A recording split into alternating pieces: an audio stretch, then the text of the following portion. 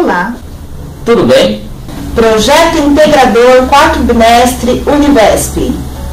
Ana Lúcia dos Santos Rocha. Cibele Silva Rosa. Cícero Francisco dos Santos. A indisciplina escolar no contexto da inclusão social dos deficientes auditivos. Trabalho apresentado para avaliação da disciplina de Projeto Integrador do curso de Licenciatura em Ciências Naturais e Matemática da Universidade Virtual do Estado de São Paulo, ministrado pela mediadora doutora Tatiana Popac Maria. Objetivo geral. Projeto Integrador busca o estudo de problemas do cotidiano escolar e em posse dos conhecimentos adquiridos no curso de licenciatura. Elaborar um protótipo que possa auxiliar na resolução dos problemas.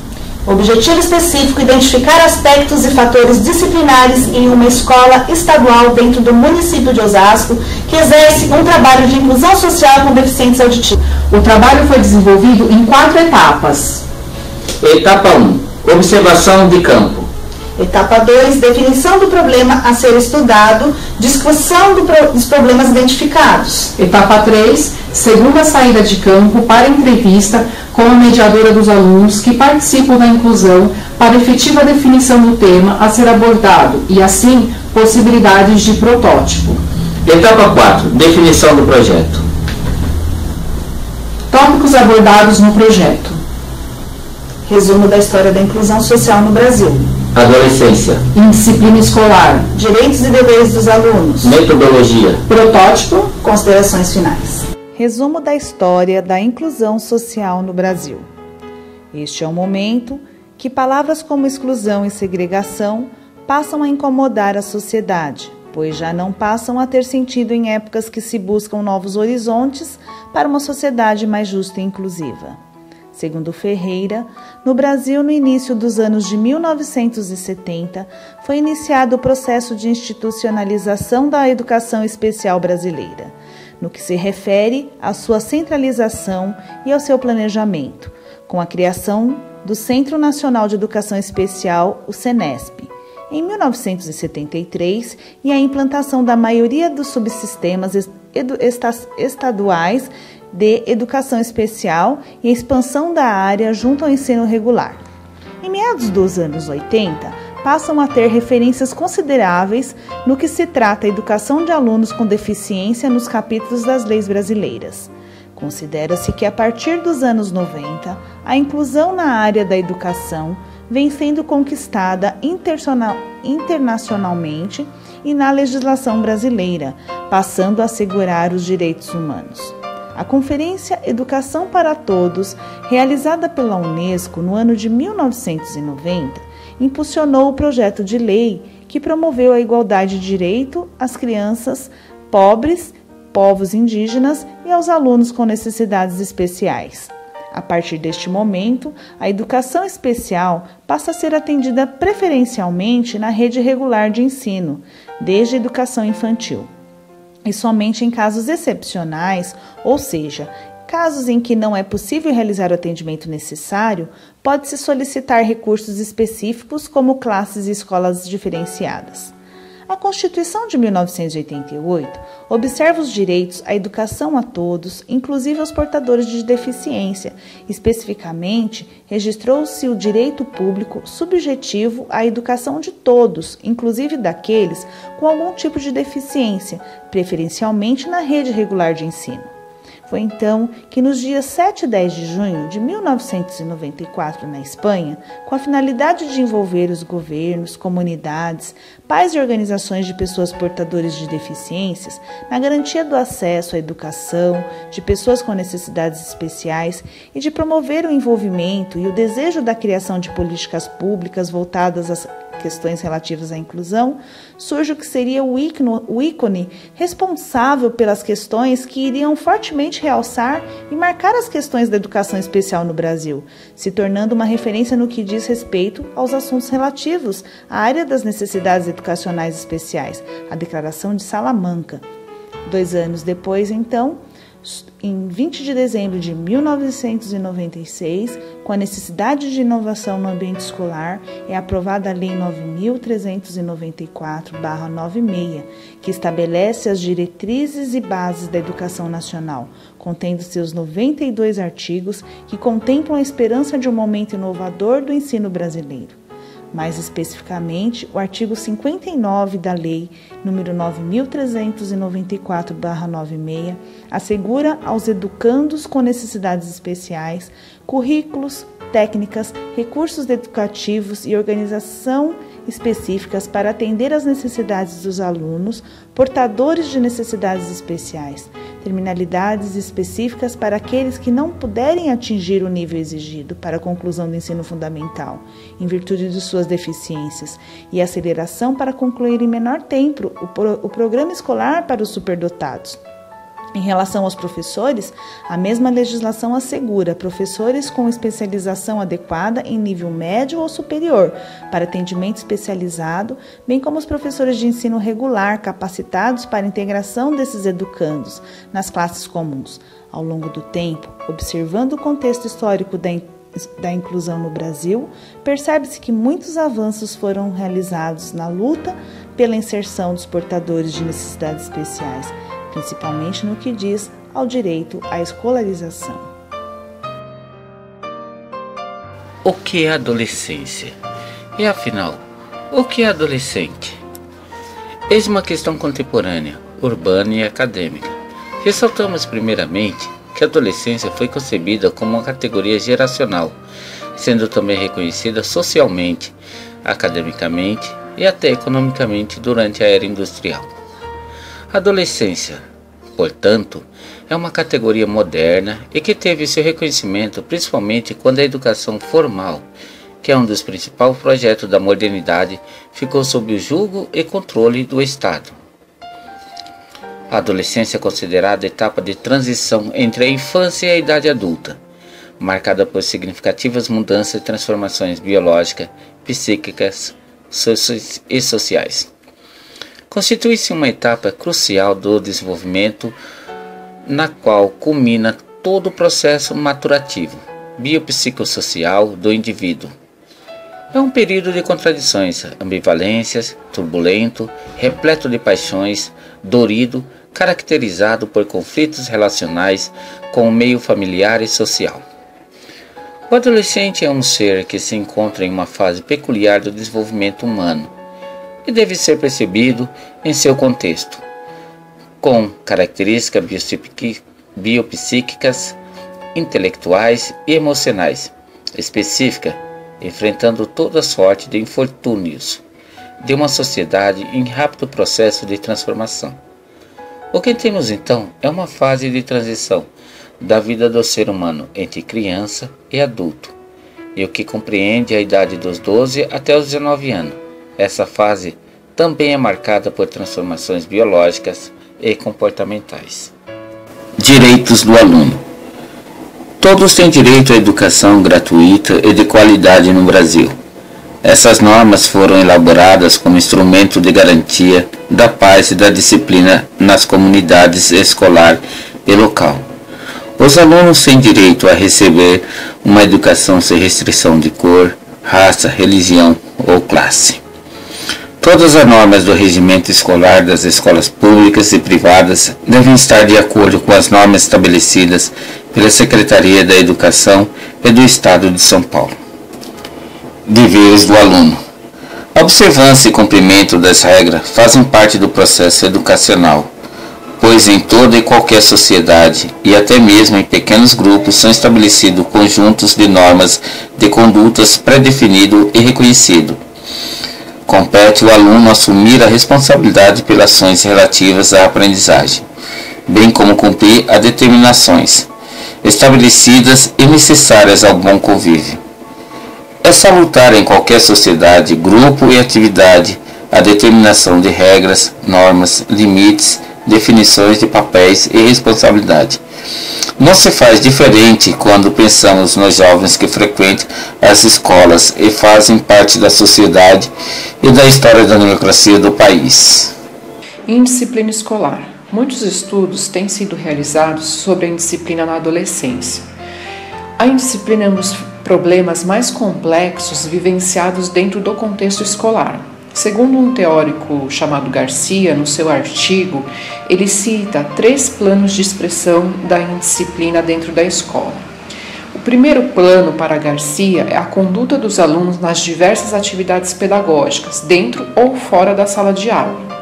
O segundo plano seriam os processos de socialização e relacionamentos que os alunos exercem na escola, ou seja, na relação com outros alunos, com professores e com outros profissionais da escola, e com o próprio patrimônio escolar, como materiais, móveis e o próprio prédio. E no terceiro plano, Garcia cita o desenvolvimento cognitivo dos alunos. A indisciplina escolar tem origem em uma combinação complexa de causas e fatores. As causas podem ser externas à escola, como a influência dos meios de comunicação, a violência social, o ambiente familiar, entre outros. Ou causas internas, que incluem o ambiente escolar, as condições de ensino-aprendizagem, o perfil e as características dos alunos, e a capacidade de adaptação a esse ambiente escolar. Garcia diz que não podemos reduzir a indisciplina a problemas de comportamento, pois o bom comportamento muitas vezes pode ser uma simples adaptação aos esquemas das escolas, ou uma conformidade, uma apatia diante das circunstâncias, cabendo às escolas desenvolver política disciplinar institucional, que crie estratégias de prevenção e intervenção, tanto dentro da sala de aula como na escola como um todo. Protótipo. Toda a identificação de alguns problemas que existem na escola, partiremos agora para a parte mais importante do nosso trabalho, que é a realização do protótipo, onde serão utilizadas dinâmicas de grupo com o intuito de uma aprendizagem compartilhada, cujo objetivo é a elaboração coletiva de conhecimento, utilizando-se de facilitadores responsáveis. Esse é um dos mais importantes momentos, pois é preciso criar um vínculo com as crianças e os adolescentes, criando um clima amistoso de confiança. Caso contrário, eles não irão participar dos encontros e o nosso trabalho não causará o efeito desejado. É hora de criar um ambiente acolhedor, momentos de empatia, aceitação incondicional. Protótipo, primeiro encontro. Iremos utilizar 2 dinâmicas: planejamento para assentos. Solicitar aos participantes para tomarem seus assentos em ordem alfabética, de acordo com o seu primeiro nome. O objetivo é fazer com que todos se mobilizem para a conclusão da tarefa e que saibam se identificar pelos nomes e que também os facilitadores sejam identificados pelo nome. Pode-se solicitar que os nomes sejam escritos em papel em letras bem grandes. Segunda dinâmica, uma palavra de encorajamento. Numa folha de papel, pedir para cada um desenhar o contorno de sua própria mão. Com uma fita adesiva, colocar este contorno nas costas deles. Enquanto circulam pela sala, cada um deve escrever alguma coisa positiva nas costas um dos outros. Segundo encontro, emprestando o lápis. Fornecer papel sulfite A4 com 2 desenhos iguais, um na primeira parte do papel e o outro abaixo. Cada aluno receberá um lápis de uma cor. Deverá pintar o desenho de cima. Após o término, orientar que pinte o segundo desenho, porém não poderão mais utilizar o lápis que lhe foi fornecido. Aguardar para ver a reação dos alunos e como irão solucionar o problema de não ter mais lápis para pintar. A solução é simples: ceder o seu lápis para o outro e pedir que o outro lhe empreste, e assim poderão colorir o segundo desenho com quantas cores quiserem. Porém, precisarão pedir e emprestar o lápis. Reforçar que desenvolveram o compartilhar com o objetivo de atingir um resultado em comum, em grupo. Terceiro encontro. Dinâmica quem eu admiro. Ler para eles esta frase: todos nós aprendemos a admirar pessoas, seja pelo trabalho realizado em prol da sociedade ou por um exemplo de vida, o qual acreditamos que vale a pena ser seguido. Essa pessoa pode ser um herói, um astro pop, um cientista, um líder religioso, um santo, um profeta, um apóstolo de Cristo, o pai, a mãe, um parente, enfim, pessoas que nos inspiram. Eu quero que cada um de vocês escreva nesta folha o nome de uma pessoa que você admira, não importa quem seja, se está viva ou morta, sua nacionalidade, nem se é importante ou não. Logo em seguida, escreva as razões pelas quais essa pessoa é admirada. Por que você vê nela um exemplo a ser seguido? Sugerir que cada um fale sobre o seu personagem escolhido, os motivos dessa admiração. Quarto encontro, a metade certa e o que eu quero ser quando crescer. Aí no caso são duas dinâmicas. A metade certa tem por objetivo estimular a integração dos participantes, bem como a concentração e cooperação. Utilizar imagens cortadas ao meio e fitas adesivas. Distribuir uma meia figura para cada uma dupla de alunos. Espalhar as imagens restantes e deixar que os alunos encontrem a outra metade para completar corretamente sua figura. Fazer isso quantas vezes for possível. Assim que as duplas encontrar a figura, fornecer novas figuras. A dinâmica O que eu quero ser quando crescer tem por objetivo discutir o papel da educação frente aos desafios do mundo do trabalho, mostrar possibilidades e oportunidades, discussão sobre sucesso e entre outros, solicitar que os alunos possam livremente pensar, discutir, questionar sobre carreiras, trabalho, o futuro, etc. Quinto encontro. Através da exibição de filmes sobre o tema, que pode ser encontrado na internet, possibilitar que eles reflitam sobre a indisciplina e pensem em soluções, até mesmo se vendo fora do problema inicialmente, para posteriormente perceber que também em sua escola esse problema existe e eles podem ser um dos agentes de transformação desse cenário. Fortalecendo o trabalho, abrindo reflexão sobre a indisciplina escolar, buscando soluções dos próprios alunos, quais causas e soluções do problema de indisciplina, abrir o grupo para discussão ou utilizar materiais como papel, lápis, para que se registre o trabalho. Sexto encontro. Através da exibição de um filme que fale sobre persistência, que também faz parte da disciplina, que também pode ser encontrado na internet, quando se há um objetivo a ser alcançado, temos que lançar mão de diversos recursos internos. Que coisas importantes, como uma carreira que se escolhe, não vem fácil, precisa ter foco, esforço e principalmente disciplina. Sem a disciplina não chegamos a lugar algum. Após a exibição do filme, utilizando papel sulfite, giz de cera, lápis de cor, lápis preto, borracha, cola, tesoura, revistas para recortar, solicitar que em grupo escolham desenhar, pintar ou fazer recortes, referente ao que captaram da mensagem do filme.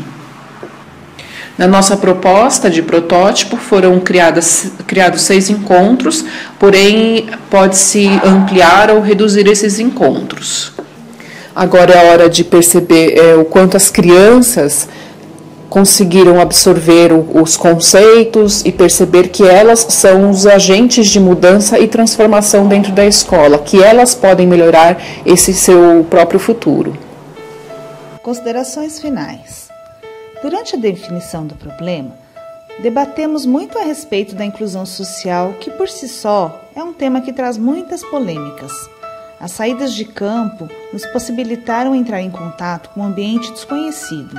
Fomos mergulhando neste mundo e percebendo as dificuldades enfrentadas no cotidiano escolar, que se esforça no cumprimento de uma política educacional e se preocupa com a alfabetização e desenvolvimento dos alunos. A alfabetização dos deficientes auditivos se dá de forma diferenciada e necessita de mais tempo, da mesma forma que os intérpretes precisam de mais recursos e tempo maiores para a transmissão do conteúdo didático. São diversos problemas enfrentados e, para nossa surpresa, o problema identificado não fugiu dos parâmetros já conhecidos entre os adolescentes, que é a indisciplina.